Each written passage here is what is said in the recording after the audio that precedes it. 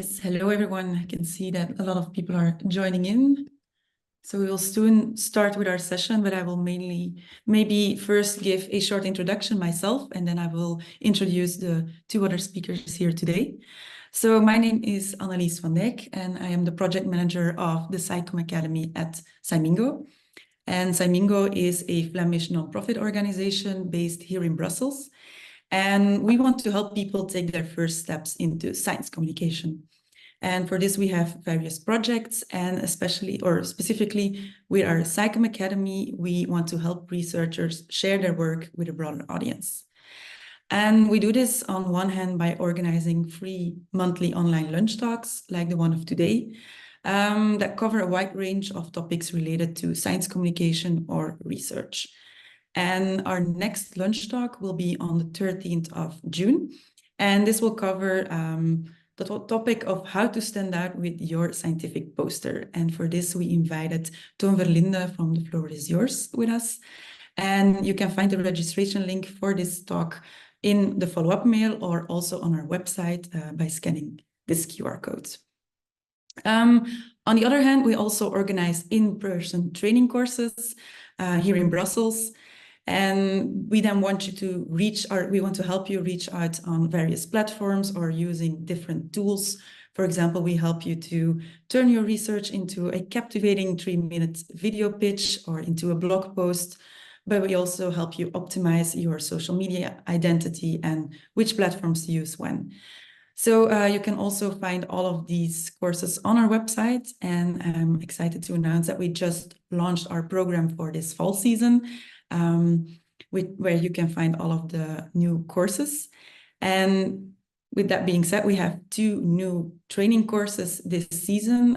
One will be on poster design as well, a hands-on training, and the other one will be on how to use ChatGPT for science communication. And this, of course, is related to our talk of today, for which I'm joined today by Andres and Lisa.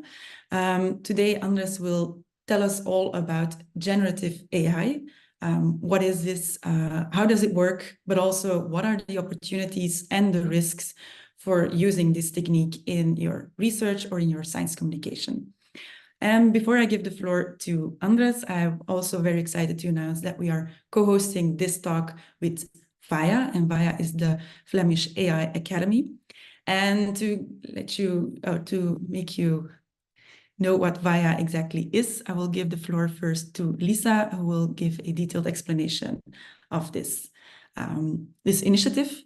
And I just want to end by, as always, encouraging you to ask your questions for Andres in the Q&A window or in the chat. And please do this throughout the talk so we can really target your specific needs and questions with this talk. So with that being said, Lisa, I will give the floor to you. Yes, thank you. I will share my screen and open my slide here. Okay.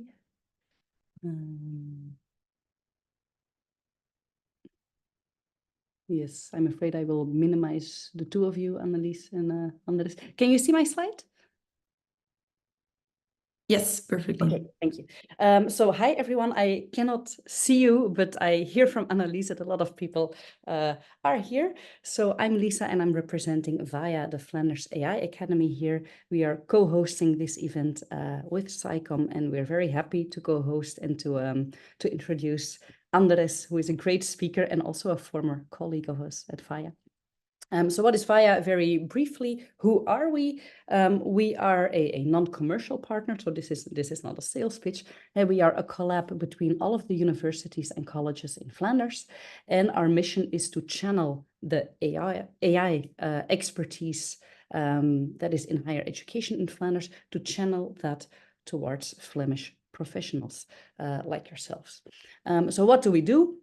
Our core business is lifelong learning on AI for professionals, for researchers, for teachers, for science communicators, whatever your level of expertise is, from beginner to expert.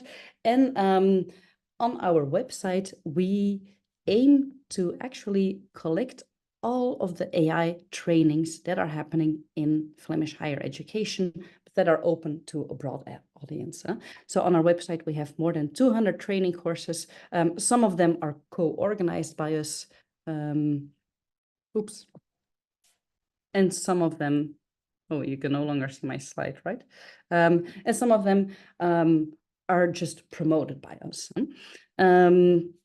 So I'll briefly show you what our website looks like, as this can be useful to you. So it's vaia.be.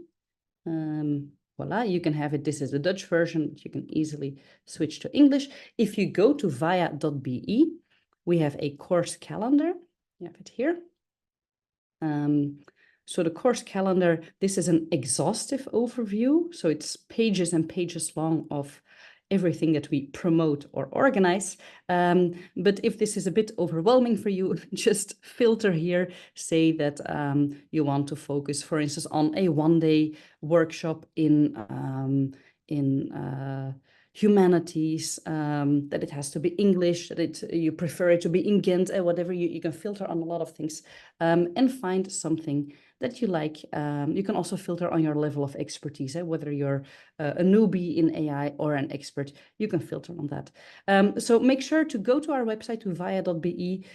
You can subscribe to our newsletter, then you don't have to go to our website or our calendar all the time. Then you can just get updates in your mailbox.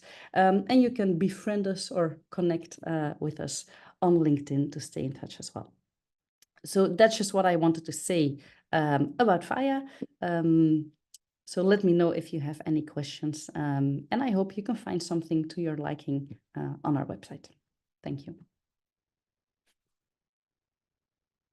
Okay, Andres, then the floor is all yours, and we're very excited for your talk. Okay, thank you. I believe you see my screen. Okay, so let's start. Hi, everyone. I'm Andres Algaba, a postdoctoral researcher at the Vrije Universiteit Brussel. And today we'll be talking about the potential of generative AI in research and science communication. So the most difficult job today was to design a talk for only 1 hour, because about generative AI and large language models, we could talk for hours and hours. We actually do here at the VUB, we have some generative AI sessions in which we discuss what are large language models, how do they work, how do they learn, what are hallucinations. And so today I can only limit this talk to 1 hour. And so I will touch upon many of these things, not like completely in depth, but I will actually talk about what are large language models, how do we use them, how do they learn, etc., because I also believe that it's very important for users or developers both to realize actually how these models generate text or images, because I think from first principles, when we see actually how these texts are generated, that we actually can deduce many appropriate uses of these models. If we realize how they learn, which data they use to learn, processes they use to learn, the processes they use to generate new stuff, we actually also realize better what the potential pitfalls are in using these systems, but also what their potential use cases are. So also because it's kind of like a first talk of a series, as I understand, in SciMingo, many more practical oriented talks will also appear after this. So I think a good start is to start from first principles. So today we will start with 3 questions, and it's a what, a why, and a how. I know I should always start with a why, but what are large language models is the first question we'll deal with today. Then we will see actually why large language models are useful, like why are we even talking about them? And then we'll go more into depth, like how we should use them. I will not tell you like how you should use this, because again, ethically and morally, there are many things to talk about also from a ecological point of view and so on. So again, this is only 1 hour introduction. I will touch upon lots of things, but not truly in depth. Maybe also a choice I made today is I will not really specifically talk about any particular system or tool, because there's many out there, consensus, etc., etc. And I'm glad I didn't, because today actually 2 new models are out, and actually my talk would already be updated. Claude is now available in Europe. And yesterday evening, our local time, OpenAI actually introduced GPT-4o, which we'll shortly talk about. So let's start with the first question. What are large language models? And I think the best way to explain large language models is to actually start from the abbreviation GPT. Nowadays, we know GPT as a commercial product by OpenAI, but actually 7 years ago, the term GPT came to life as the generative pre-trained transformer. And this was a name for a new type of architecture where, well, we have 3 words: generative, pre-trained, and transformer. And so let's dive into each of these 3 terms. And let's start with generative. What actually does it mean for a model to be generative? Well, generative in this case with text means that there is a model which makes a prediction. That is what models often do. And it actually predicts the next token or word based on a given context or prompt. So in this example, we see that cat sat on a is the context or the prompt which is given to a model. The model performs a bunch of computations, and it then predicts the most likely next word with some probability or next token. So this is actually what the generative part is. Normally we think, or often we think about AI models or machine learning models as being able, for example, to classify a dog or a cat picture, like is there a dog, is there a cat in this picture? Now the prediction is not a classification, but the prediction of the next token. And we are already very familiar with this. Think about, for example, autocomplete in chat. Now, I'm talking about tokens. Why aren't I talking about words? Well, because, and this is something very important to always keep in mind when you discover kind of like buggy behavior in large language models, they don't operate on words like we do, they operate on so-called tokens. And tokens are sometimes words, sometimes subwords. And here with the color indications, you see that token is a word, token is a token, ization is a token, is a token, at is a token, and so on and so on and so on. And you see that many words can actually be represented by a single token, but some words are actually multiple tokens. What you also see, and the reason why large language models tend to work better in particular languages, is that the tokenizers recognize more English words than Dutch words. If you look at the het is ook een reden waarom andere talen soms minder goed lijken te werken, you see that it consists of many more tokens than the English sentence. Tokenization is at the heart of much weirdness of LLMs. So what we actually see here is that, well, texts are being tokenized, but tokenizers are trained on data, and there's more English data than Dutch data on the internet. So tokenizers will have a much easier time to recognize English words than they do for Dutch words. And this will have some consequences toward the capabilities of these models in other languages. Now, tokens are not only words. Actually, everything which you can express as a token, everything which you can express as a sequence, yeah, sorry, I was looking at the chat. Everything which you can express as a sequence can be expressed as a token. So for example, also the code, which you see here at the bottom of your screen for I in range 1 to 101, is also just a bunch of tokens. So these models actually can read anything which is a sequence, which is also code, mathematical formulas, or even images. Now, so the generative part is next token prediction. You give a bunch of tokens to a model and it predicts with some probability the next token. Now, the second term in GPT is pre-trained. Pre-trained, funnily enough, it seems like you do this before training, but actually it denotes the bulk of training in a large language model. What we actually do there is just next token prediction. We do it on a huge amount of data. Think about a large chunk of the internet. The training often takes multiple days on like thousands of GPUs. As a consequence, it's also very computationally, but also money-wise expensive operation. So you see that many corporations which train large language models actually don't share them, don't open source them, partially the reason here is that they have a competitive advantage, but also because it costs a lot of money to train these models. A notable exception there is Meta with the Llama series of models. And after training, and training again is just predicting the next token, and each time you predict, you actually optimize, you try to optimize the model, and eventually you just have a file with a bunch of computations, and this is your model after training. Now, to get a little bit more into this, again, let's consider the context. Roof was un, then we have a model, and then we have a prediction. And what we actually see here is that the prediction, like I said, are a bunch of tokens with some probability. We see that, for example, the next most likely token, according to the model at this point, is American with 59%. Inventor is also there with 22%, and so on and so on and so on. So now, in reality, because we have access to the data, we know what the next token should be. So what we can then do is we compute a loss, and the loss is just the difference between the ground truth, like which token was actually next, and the predictions made by the model. So for example, if the next token was inventor, then we only are, you could say, 22% right. So 22 out of 100 cases, we would have predicted the most likely next token. All the others we didn't.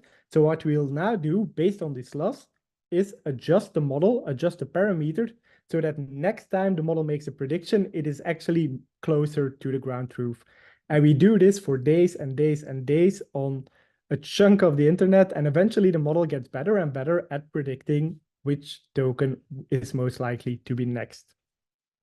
Now, again, to give you an idea here, GPTs are pre-trained on internet data, like I said, and to already give you a glimpse on why this is a very difficult task and why the model is very capable at the end is because predicting the next token actually means predicting a lot of facts, also a lot of grammatical stuff, and so on and so on and so on. For example, when we are talking about Ruth Handler, and in the previous slide, the sentence was about her, Ruth was un. Now, Ruth was many things. She was indeed American, but she was also an inventor. So you see here why the model assesses some probability to the next token. Actually, often many tokens are possible to be the next token, and it just gradually becomes better at predicting which ones are more likely, but the model will never be 100% sure on which token is the most likely to be next. Also, when I talked about the tokenizer, I said that it's better in tokenizing English text compared to Dutch. Well, you see why. This is an example for the Llama 2 family. We see that 90% of the training data was in English. So therefore, many models are actually much more capable in English compared to other languages. The 8% unknown is not like we don't know what language it is. It's mostly code which has been written. So the model is actually predominantly trained on English and code. And so not much data out there on other languages. Okay, so we had the generative part, we had the pre-trained part, now the transformer.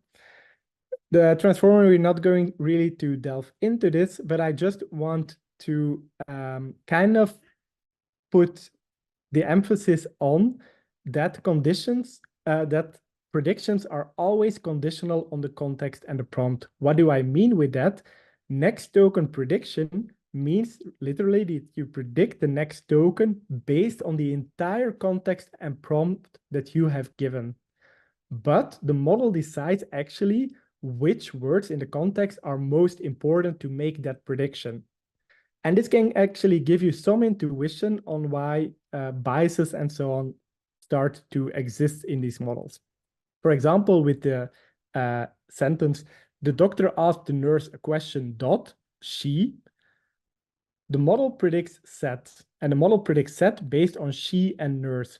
So the model actually believes that when I refer to she, that I'm actually referring to the nurse. Because when I put the same sentence there, the doctor asked the nurse a question, and I put he, the model for the next token prediction puts a lot of emphasis on he and doctor. So somewhere in the training data, the model has learned to associate he more with doctor and she with nurse.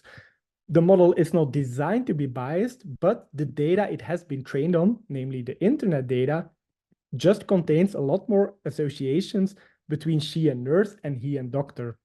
And so these are very little things, and this is like a famous example which we all understand, but you have to realize that there's many more subtle biases and also factually wrong information on the internet, but all of this creeps into the parameters of the model. So this is something which we will also take away, like when we deal with how should we use this model. Well, I think it's important that you realize predictions are made based on the context, but the associations the model has learned are all based on internet data. So always keep that in mind when using these models. Now, once the model has been trained, so we have a GPT, how are we going to use it? Because, well, you're talking about next token prediction, and actually, when I use GPT, it generates entire sentences or text. How does that actually work? Well, it just predicts the next token, but it keeps doing it. So if I feed the sentence, he is, to a large language model, it will predict, for example, the word a. And the GPT is done. It has done what it should do. It has predicted the next token. Now, what I do then, just autoregressively or recursively, I give now the predicted output as an input to the model, and I feed it the sentence, he is a. And now it just makes a new prediction for the next token. And that's how the model eventually creates sentences and creates entire text. So the amazing thing is that this works. By just predicting the next token, you can eventually get coherent pieces of text. The early GPTs could not do this. The newer GPTs from like 2 or 3 years ago starting are actually able to do this. And this is kind of like the amazing thing. Now, again, I want to emphasize that because you often get the remark by people, yeah, okay, so it predicts the most likely next token, but each time I ask the same question to GPT, it gives me a different reply. Well, this is because it indeed predicts probabilities over tokens. So when I feed the text, the model predicts each token with a certain and then blank, so I want the model to make a prediction, it will actually generate a probability for tokens. It will say the word probability has 67% chance of appearing next, confidence has 5% chance of appearing next, likelihood 4%, and so on, and so on, and so on. Now, what will happen in practice, I will actually draw a word from this probability distribution. So when I feed the text, the model predicts each token with a certain. If I do this 100 times, 67 out of these 100 times, I will get the word probability. 5 out of 100, I will get confidence, and so on, and so on, and so on. And you see, if you do this iteratively, that, well, chances are quite large that you will never end up with the same response to the same query or prompt. So it is just trained on internet data to predict the next token based on the context. But quite unsurprisingly, we've all been on the internet and it's not the most helpful place. So these base models are often very hard to use. And so these are GPT models. How do we actually get to ChatGPT models? Well, we have some additional training steps. So the pre-training is done. We have a GPT, but now we want to make it a ChatGPT. And we do this in 2 steps. And the first one is called, or was called, Instruct GPT. This is kind of like fine-tuning a base model into an assistant. Now, what happens here? Well, if I give a prompt, on the left-hand side, you see, for example, explain the moon landing to a 6-year-old in a few sentences. Now, if I give this prompt to GPT-3, which is just a base model, it will actually perform the autocomplete, right? It will predict the most likely next token, and the most likely next token here is explain the theory of gravity to a 6-year-old, explain the theory of relativity to a 6-year-old in a few sentences, blah, blah, blah, blah, blah, blah. This is not helpful at all, or not what I asked at all. So what we will actually now train the model to do is to actually respond to our queries. So we will give the model prompt, and we as humans will write a completion for the model. So the prompt explain the moon landing to a 6-year-old in a few sentences, we actually write down the desired response, which is something along the lines of a giant rocket ship blasted off from Earth, carrying astronauts to the moon, blah, blah, blah, blah, blah, blah. And so what we will now do is we will actually continue training the model, but on this very curated data set of human replies to prompts. So we'll actually kind of force the model not to predict the next token on the internet that it has done in the pre-training phase, but to actually fine-tuning it to respond to our request as an assistant should. So after training, so again, if we have write a short poem about a wise frog, you see that GPT still does what it does. It predicts the most likely next token, but the instruct GPT, the GPT which has been fine-tuned, actually starts to produce something which we would like, which is a short poem about a wise frog. The frog is a symbol of wisdom, etc., etc. So this is the first step. We actually have a curated data set, which kind of like forces the model to not only predict the next token on the internet, but to actually predict the next token as if it were an assistant which replies to our queries, to our prompts. Now, note here already that the behavior of the model actually depends a lot on what kind of information we feed at this stage, right? So we move away from predicting next token on the internet toward steering the model to a certain kind of like behavior, I would say. Now, in the second step, we improve this even a little bit by using something called reinforcement learning through human feedback, RLHF. Now, why do we need the second step? Because the first step, it kind of learns the model a template on how it should reply to prompts, but it's very data intensive because humans have to write this, have to curate this data set and so on and so on. And we will never be able to capture all the desired behavior within this data set. So now we will do something less data intensive, which is, well, we have seen that GPT models generate or potentially generate multiple answers to the same query, right? We give a prompt to a model, and because of the stochastic behavior of these models, they may actually generate many different replies, right? Now, what we can do then is just rank these replies from most helpful to least helpful. So say that we give a query to a model, for example, give me some feedback on this text that I wrote. And maybe the first reply is no. Well, that's not very helpful. So we will rank this toward the end. Maybe a second reply is, this text sucks and you're really stupid. This is something which you also don't want to see. Maybe a third one is, well, you made a lot of mistakes. Still not very helpful. And then, but at least this is a little bit better than saying that our text sucks and so on. And so then eventually there will also hopefully be some good answers where it actually gives some useful feedback. And these actually get top rank.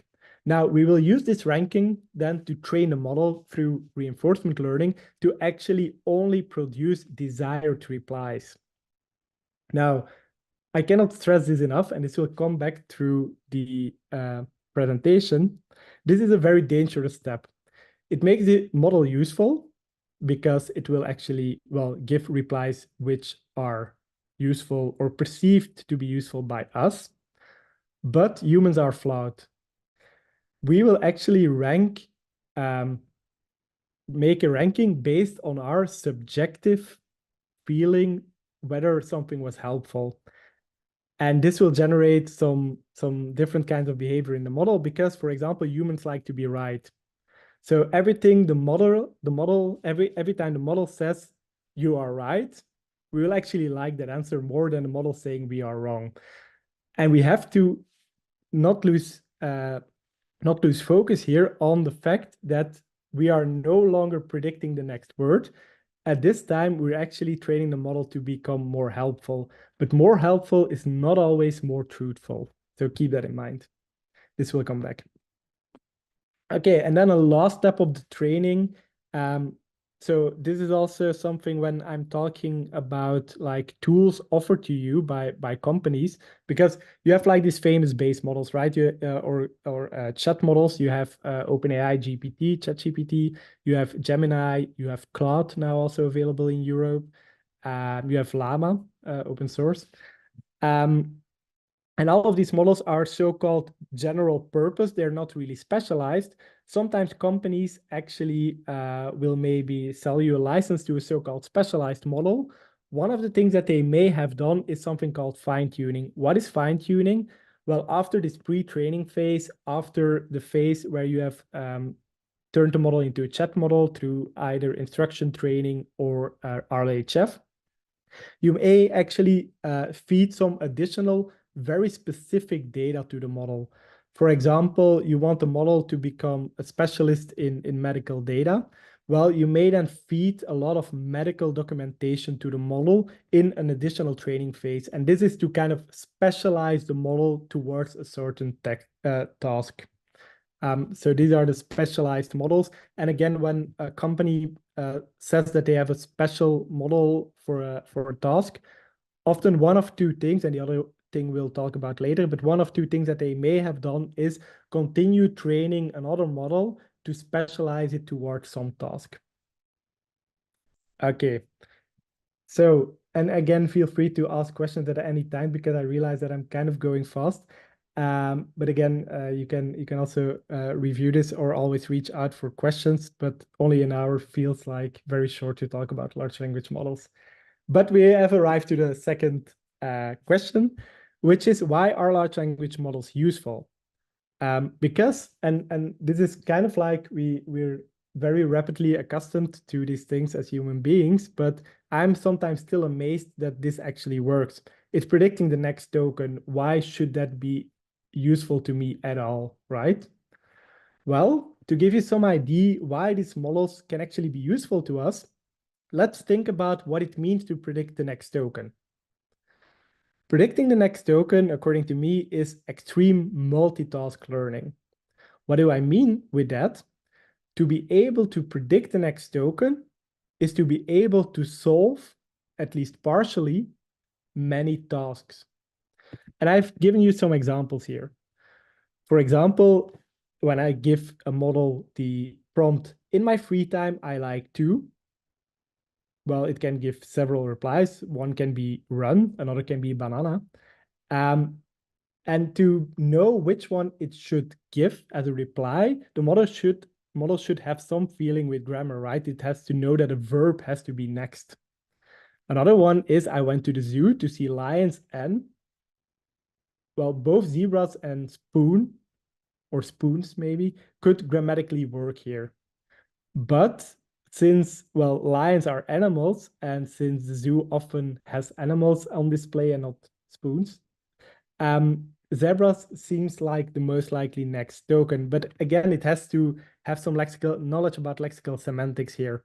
Another one is sentiment analysis, for example. I really like the movie. The movie was, well, to predict the next token, I have to somewhat know how liked and movie fits with whether a movie was good or bad, right? So you see, implicitly, predicting the next token has lots and lots of tasks embedded in it. Okay, also when you see a math question, 3 + 8 + 4 equals, well, if this was not in my training data, I kind of have to be able to compute a little bit to be able to see what the next token should be. Also translation and so on and so on and so on. But so why are large language models useful? Because while trying to predict the next token, it seems that they pick up a lot of tasks. And so sometimes people say that large language models are good to automate the boring stuff, but because of their capabilities getting better and better by predicting the next token, we also, I would advocate, could use them as a general purpose tool. Also, that is why I always don't feel in a good position to recommend people how to use these models. Well, be as creative as you want. Like, be ethical in your use and be like very cautious in your use, but also be creative. For example, you can use it to write code. You can use it to solve mathematical or help you to solve mathematical exercises and to explain to you why this is the case. It's more than just an autocomplete, right? It can help you to explain things. And again, we have to be careful with hallucinations, which I will talk about shortly. But there are many tasks embedded within large language models potentially, which could actually help you to explain stuff, to help you become a little bit more creative. And it's not always obvious what a large language model can do unless you ask it. So really experiment with it is what I would advocate for. Now, something which we also then often run into is a fight on Twitter, or X nowadays, where people say that ChatGPT can or cannot do something. And what we then often see is that people are using different versions. So here I have a question, something about the reflex angle. Actually, the question is not that important. We just actually see it's a mathematical question. GPT 3.5 gets it wrong. GPT 4 gets it correct. Now, why is this the case? Well, this is something which I also want to tell you because it really will help you to pick which model is best for you, is that larger models seem to work better. This is also known as the scaling laws. And what we actually see there is that the more compute or the more you train, the more data you train a model on, and the larger the model is, kind of like a rule of thumb is, the better the model gets. GPT 3.5, to the best of our knowledge, is a smaller model trained less long and also trained on less data than GPT-4. So GPT-4 will actually be better at some things than GPT 3.5. Now, I say some things. Why? This is a thing of emergent properties. While the laws seem to follow some scaling law, means that it gradually improves, which means the model gradually gets better and better in predicting the next token. The so-called properties or the capabilities of the model seem to make kind of jumps. So it could really be, so what you see here on the y-axis is the performance on a certain task, and on the x-axis is the model size.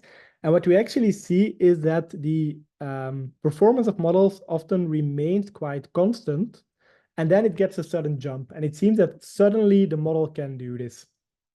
And so this is probably because the model has been trained on some different data, because the model just becomes better at predicting certain types of tokens, and so on and so on and so on. But this here is not very weird. It just appears to be the case that larger models or models trained on more data, such as, for example, Llama, the 3 series, it has especially been trained on more data. It has not become larger per se, but it seems to be able to do more things. Okay, and this brings us to some of the problems, because I've now been very optimistic about these models. I say they can do lots of things and be very creative, and they can help you.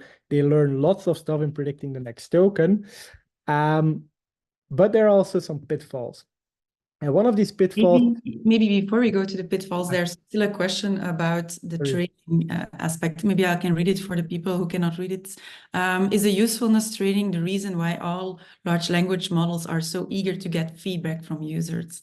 And if so, doesn't this then increase the risk of preferring usefulness instead of truthfulness from these models? Yes, very good question.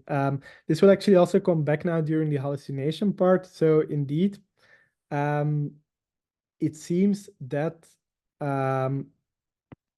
many creators or developers of large language models are eager to assemble user feedback. So you have the thumbs up, thumbs down, or it can even give written feedback to this. And this is indeed partially probably because most of these things are closed source, but we can only guess. But an estimated guess here is that indeed they use this to further fine-tune the models to accustom to desired behavior by the user. Now, a potential danger indeed there is that, well, pleasing humans isn't always equal to great performance.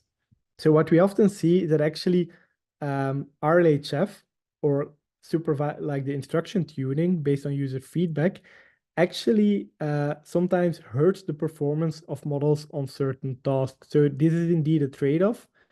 And well, what we also see here, which is also potentially dangerous, I will not talk about it today, but you have like an arena, LM-sys arena, where models actually are compared to each other by users anonymously. And you have like an ELO rating like you have in chess. And what you actually see is that, so you have to decide which model's answer was actually best. But again, it is very subjective, because what's the best reply by a large language model? Is it the most truthful one? Is it the one you like? Is it the one who aligns with your human values, with your political views? So indeed, in benchmarking these models, it's indeed a little bit dangerous, because usefulness of models is not always well defined. Performance you can define via benchmarks, but like how user-friendly is a model really also depends on what the user wants, and it can hurt the performance on certain benchmarks. So I hope that's some sort of reply to the question. Maybe related to that, are we then also making ChatGPT less smart if we don't indicate like real mistakes? I know myself, for example, if the output is not exactly correct, I will not always indicate it with a thumbs down. Are we then influencing the correctness as well, or not?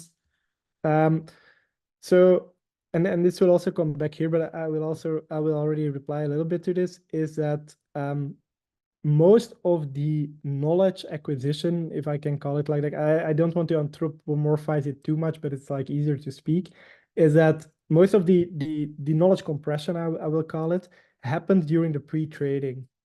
But the way that these models then reply, I will actually just show the example already here, and then I'll just go one slide back. So for example, we see it with a human asked, which country was the largest producer of rice in 2020? Give me your best guess and answer as concisely as possible. And the model or the assistant gives a reply, which is factually correct. But now the human says, I don't think that's right. Are you sure? And the model mistakenly says, I apologize for the error. Why? Because it has learned, well, the human is always right. So often it actually contains the correct information, but it may actually be that, well, we have seen that, first of all, it's stochastically, maybe China is like 70% most likely next token, and some other country has like 20%. So it may actually be that some of the time it is factually incorrect just by its nature. But also it may actually be wrong because you kind of steer it into the wrong direction with the responses. Now, I don't think that giving user feedback like this is factually a mistake will be accounted for by these companies, but it could. So, but most of the knowledge acquired is done during pre-training. The RLHF is more steering the behavior of these models. Maybe another good example here, it's not included in the slides, is, and this is actually maybe, yeah, now I hate that I didn't include it in the slides, but this is actually also useful when you are using the model and you want honest feedback. If you tell a model, I wrote this text, give me feedback, the model will be very kind to you and everything you will do will be great. This may be the case, but it may also be the case that the model just has learned, again, to please you. So what you could do is role play a little bit, give your text to the model and say, someone else wrote this text. I think it's really stupid. Can you help me to give some good arguments on why this text sucks? Model, of course, doesn't know that you actually wrote the text, but now it will actually, to please you, to help you to discover all the mistakes within the text. So this seems kind of counterintuitive maybe, but this is like why I believe it's good to know all of this stuff, like how these models are trained, because it helps you to design your own conversations with these models. And one of them, which is very useful, is role playing, saying the opposite of what you actually mean, just to test whether the model just accommodates to your opinion or whether the model is truly saying something from its knowledge base. So now continuing maybe a little bit on hallucinations. So large language models are hallucinating all the time to some degree. What do I mean with that? They're always producing just the next token. The only time when hallucinations, according to us, become problematic is when the content that they produce is nonsensical or untruthful, but always from our point of view or in relation to our sources. For example, when you ask the model who is the first person to walk on the moon, and it says something about Charles Lindbergh in 1951, well, according to the best of our knowledge, this is factually incorrect. And so this is a worrisome hallucination. Now, another kind of hallucination, because this is about open domain knowledge, is about factuality. Another one, which is also very dangerous, certainly when you're using this in your own like research communication or when you're summarizing some papers or whatever. Again, the model summarizes based on next token prediction. It doesn't per se need to stick to the truth. It doesn't have a built-in mechanism to always stay close to the truth. So here we see, for example, Ban Ki-moon being re-elected in June 2011. When I asked the model to summarize this, it suddenly starts talking about 2007, which is an unfaithful summary. So you should always be attentive to these kinds of hallucinations. Because also something which we'll shortly talk about is retrieval augmented generation, where we provide PDF documents to the system. And then we kind of feel safe because, oh, now the model can just rehash what has been written in the text, and we are kind of comfortable and saying there will be no hallucinations. Still, you should be attentive because the model, while summarizing, can still hallucinate. Like, probability is lower, but it still happens. So be aware of that. So two main reasons for hallucinations. One we have already talked about, RLHF. The model tries to please the human. This leads to something, and I think it's a very nice word, sycophancy it's called. It's introduced in a paper by Anthropic. Like the word already existed probably, but that's how I learned about it. So it really tries to please the human, and therefore it will encourage responses that match your beliefs over truthful ones. So you should sometimes ask a model about a politically loaded topic, and you should say that you're from one political party, and then in the next chat, you should say you're from another political party, and you would see why this might be a problem. Okay. Now, a second thing is models should be able to hallucinate. Even the so-called theoretically possible super intelligent ones. If we say it should be able to predict the next token on the internet, well, on the internet, not all data aligns. Because on the internet, I can just as easily find that Apollo 11 landed on the moon in 1969, but I can also easily find that the moon landings were faked. Now, as a model, being able to predict the next token, I should be able to predict both events. And the only way for me to do this is, well, to be able to, between quotation marks, hallucinate, okay? So it just also may be an ability of the model to be able to do this. And this brings me to the next slide, where in a weird way, I kind of want to praise hallucinations and why I think they're useful. I think we all agree that backward-looking hallucinations are bad. When I ask the model about when was the Gettysburg Address delivered, there is a factually correct answer. And a hallucination here on the past is not like, is a bad thing. That's not useful at all. Fact recollection is actually a property which should be satisfied. But when I ask a model a prediction about the future, well, the future hasn't happened yet. So the model either tells me I cannot reply to that because it hasn't happened, but it is a very boring reply. I don't want that. I actually want the model to use all of its internalized knowledge, I will say, to make a prediction about, for example, who is more likely to win the next round. Another one here on the right-hand side. So who is the president of the US in 2018? President of US, Donald Trump, okay. Who is the president of the US in 2030? You see the red bar here indicates that the model is hallucinating. The president of the US in 2030 is Elizabeth Warren. And so we actually want the model to be more honest, to hallucinate less. And that means that it has to tell me that it's currently unknown. But again, a very boring answer that I don't need a model to know that we're not 2030 yet, right? I want it to make a prediction. So I would say that hallucinations can also be useful. And the next slide kind of shows some examples of that. For example, Google in a Nature paper a few months ago used actually pre-trained large language models to make predictions for new scientific discoveries, which is a very useful thing. Now, what did they also do? They actually also verified each new prediction, each new generation, each hallucination, if you will, with systematic evaluations. And so this is what you should always do. Predicting new things, you should always systematically evaluate those. Another source of creativity, can you create a rap in the style of Tupac about Shakespeare, the tragedy of Macbeth? It's a very beautiful piece of text there, which is probably not found on the internet. And so this is also what hallucinations do, right? So to me, the true power of large language models often lies in new sequences of tokens, which are per definition kind of like hallucinations. But you should always beware of those. But I think it's kind of like what you should do in always interacting with these models. Okay, this brings us to the last part. How should we use large language models? So beware of hallucinations, realize that they exist, but use their full power. And an additional thing, which I think is important to realize here, and I already emphasized this during the attention mechanism, is that predictions are always conditional on the context.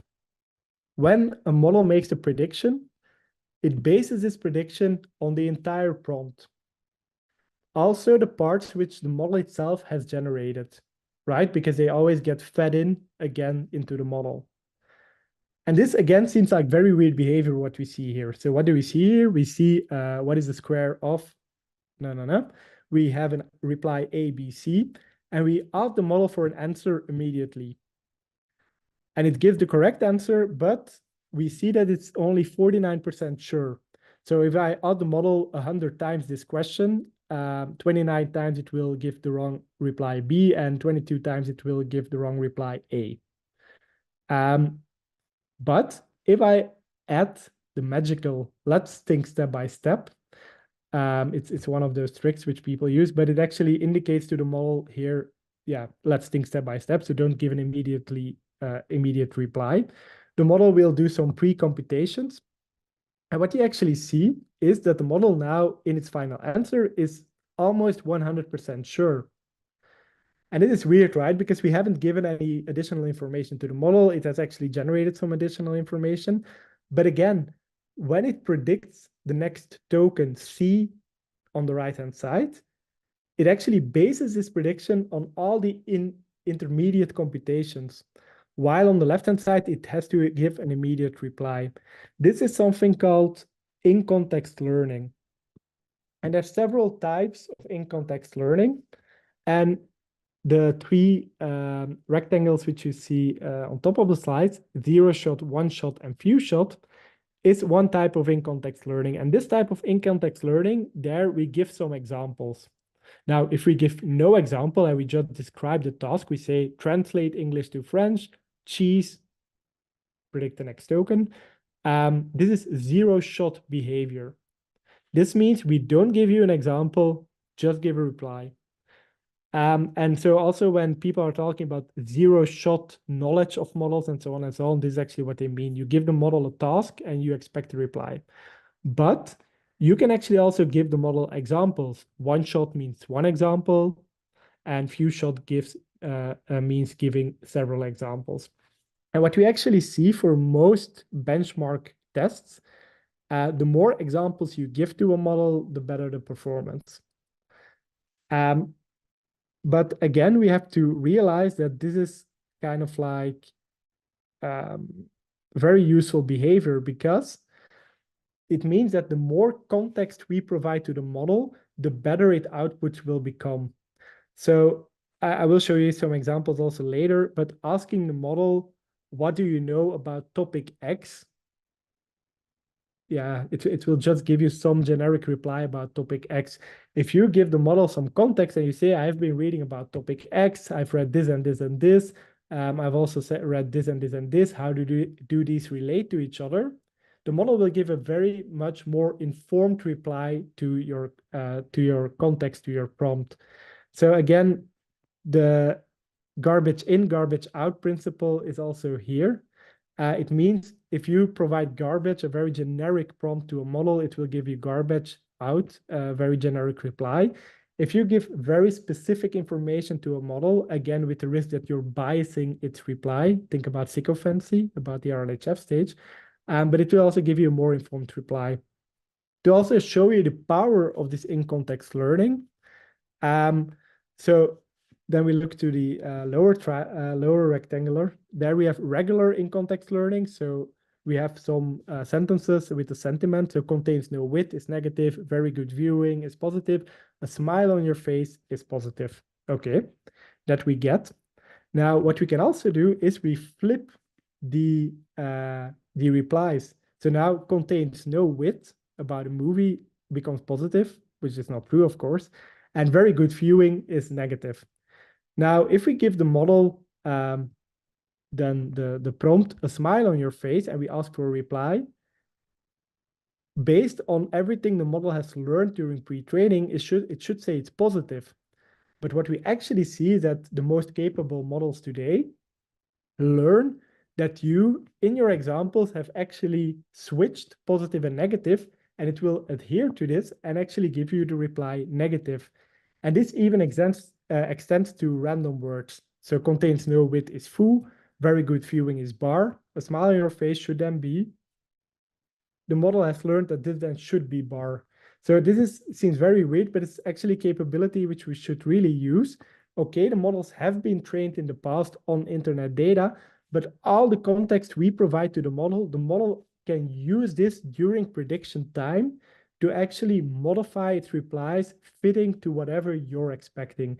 You can do this by giving examples. You can do this by giving it additional information, by providing documents, etc., etc. Which brings me to my biggest advice for today, which is to treat these models as conversational AI. So use this in-context learning to your advantage, because my feeling today is that many people think about large language models as a one-shot thing. You ask a question, you get a reply, end of conversation. But this, according to me, is one of the worst uses of these models, because they're actually designed to be chat models to actually chat with. And the entire chat becomes a context. So if you ask the model something, it replies, you again ask something, you reply, you ask something, and so on, so on, so on. Within this conversation, the entire conversation becomes the context. And so you can actually iterate toward replies which you want. And you have to be aware that the quality of what the model replies to you depends a lot on the input that you provide. So your own contributions, your own pointers which you give to the model, the examples that you show will all lead to better output of the model. Also, asking a single question to a model, like, tell me about topic X, or even worse, write me a paragraph about topic X, will not give you a lot of, not a lot of useful stuff. Like, use it really as a sparring partner. Say, oh, I have this idea, blah, blah, blah, about this, and so on. But I will give some examples. But really use it as a conversation, not as a zero-shot or one-shot thing. Also, we have seen that role-playing works.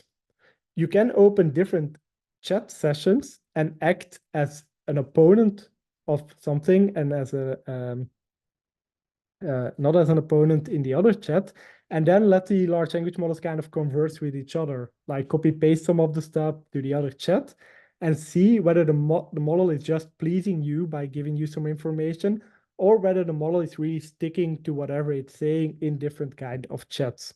Also ask it to give arguments and so on and so on and so on. Yeah, really let it defend itself in whatever it's saying.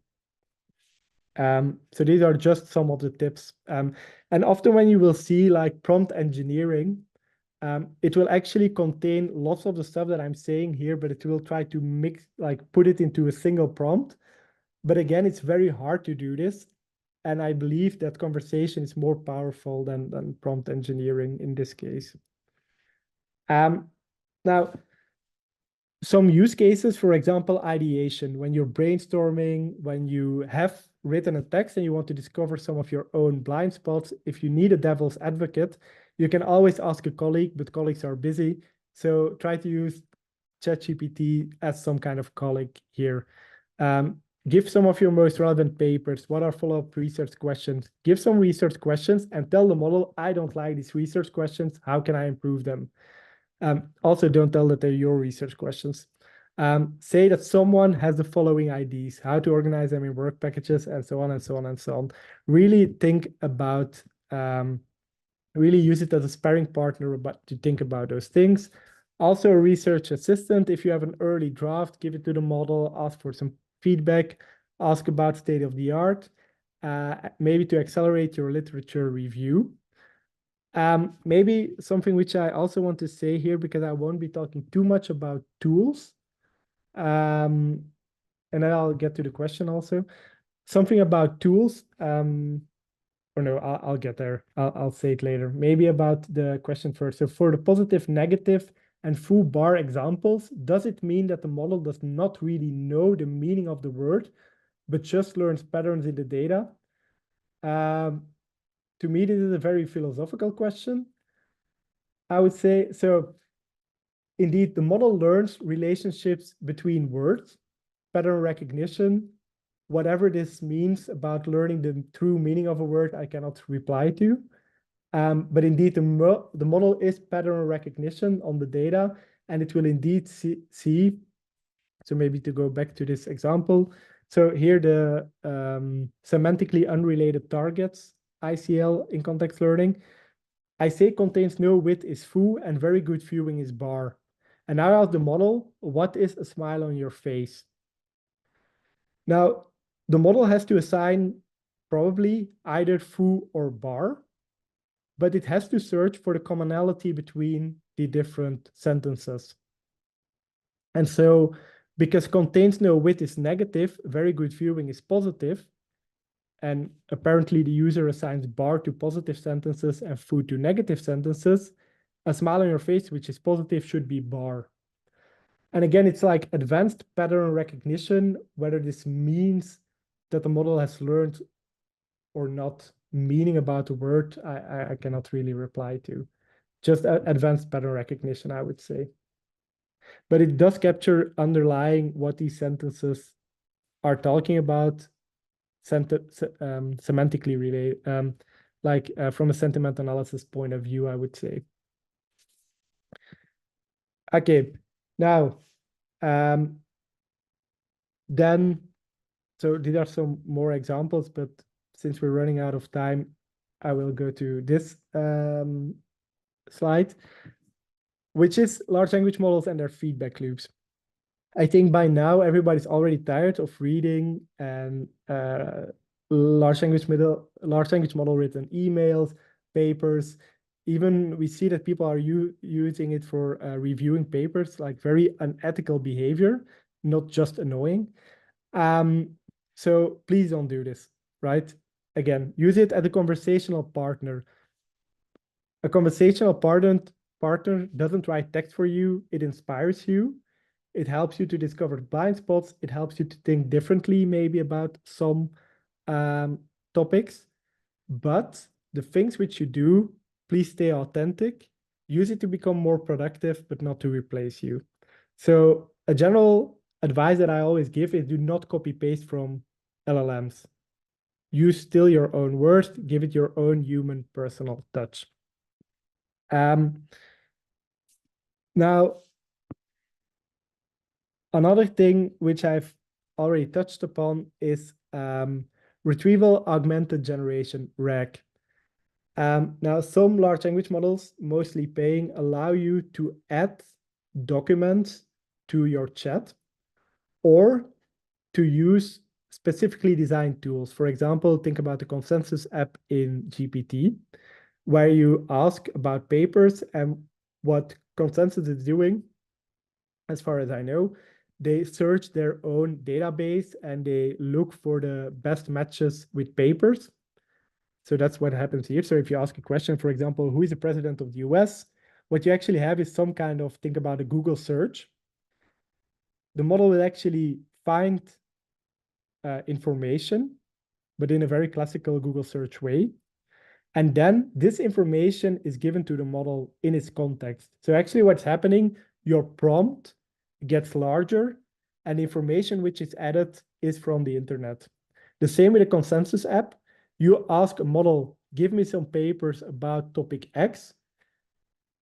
The app will do an intermediate step. It will search a database for topic X.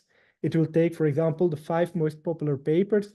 It will give the abstracts of these papers to GPT, and it will then formulate a reply based on these. Now, is this a good or bad idea? Well, here you should often wonder how much added value is there in that you don't perform the Google search yourself first and then start asking the model about these papers, for example. You can always attach those papers and so on if you want. So these can be useful, these tools, but also like don't overestimate them in what they're actually doing. They're just retrieving information from the internet, providing to the context or adding it to the prompt which you have already given.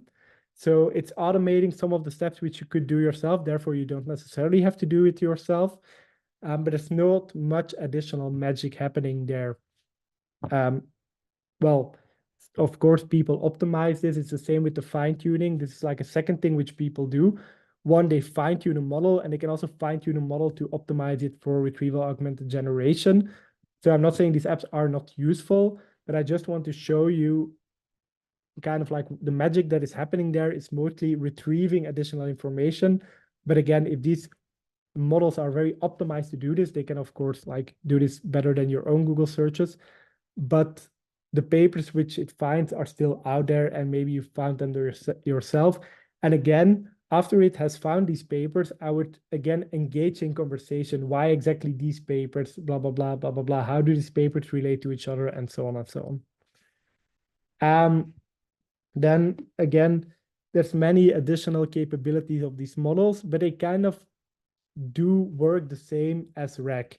They use external tools and they provide these outputs to the context. So also, for example, Perplexity AI, it's, I would say, some competitor of Google. They actually search the web and then use the most popular links to feed a large language model and to provide an answer which refers them to the links it has used, which is very useful because, again, when you're thinking about hallucinations, you can actually go and take a look at the ground truth. Again, believing that the internet is ground truth, right? Now, the same thing is also happening in ChatGPT with web browsing capability. You ask it, what is the weather today?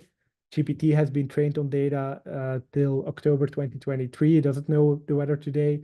So what it does, it looks it up via Google search or whatever, and it then retrieves this information in the prompt. Based on this information, it gives you a reply. Always keep in mind that models can still hallucinate. The model is never copy-pasting. The model is always doing next token prediction, but now it's doing next token prediction based on your document or based on the things it found on the internet.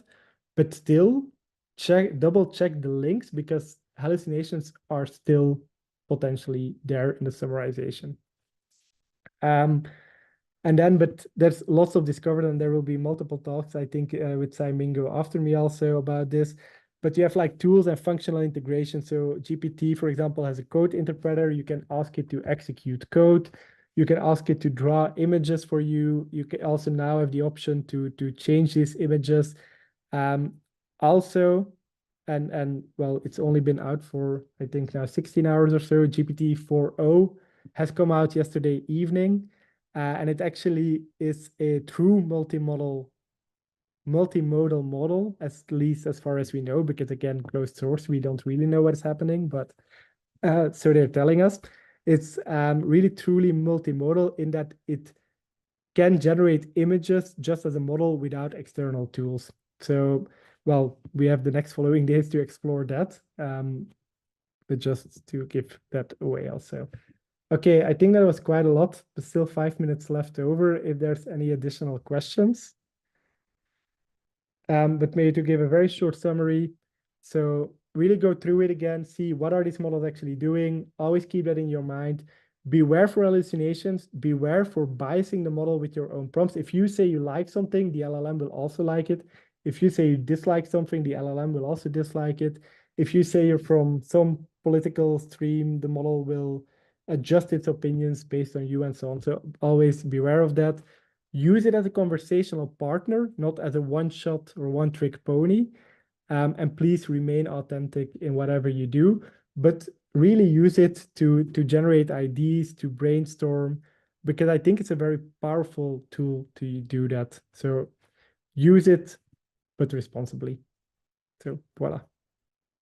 Yes, so if there's still questions, feel free to ask them. Maybe I want to ask something, or maybe is it right if I summarize that people are now often using it to get information faster, just asking a question to get output, and you're saying that this is absolutely not the way to go, but rather always invest more time to truly go or to truly use it as a sparring partner, or well, no, yeah, maybe that's a bit too radical from my side, but like you can ask it a question just to quickly get information.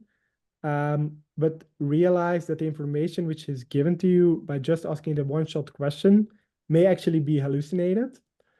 And secondly, depending on the question you asked and the way you asked it, the model may have actually given a different reply if you would have asked it differently or to someone else. So you get information, but be wary about the quality of the information.